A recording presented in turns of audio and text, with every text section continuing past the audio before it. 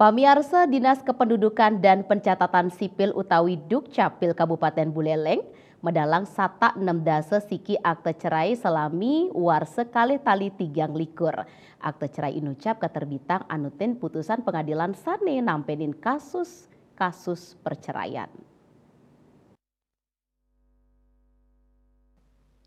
Wilangan inucap wit saking akumulasi hasil persidangan kasus perceraian sawetara galah ungkuran. Kepala Dinas Dukcapil Buleleng, Mande Juartawan Mausang, paketandani medalang akte cerai anutin permohonan sane katrime, sane sampun maduwe kekuatan hukum mendasar saking putusan pengadilan. Inggian prasyarat antuk nerbitang akte cerai puniki, maduwe akte perkawinan wajib ke pengadilan antuk ngeruruh putusan perceraian. Form permohonan akte cerai KK KTP miwah akte. Yening nenten maduwe akte perkawinan kagentos SPTJM surat pertanggungjawaban mutlak sane kauningin perbekal miwah desa adat.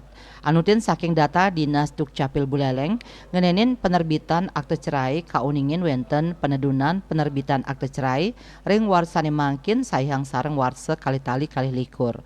Warsane lintang Dinas Dukcapil Buleleng nureksain wenten 500 siki penerbitan akte cerai dawak bulan Januari warse kali tali kali likur.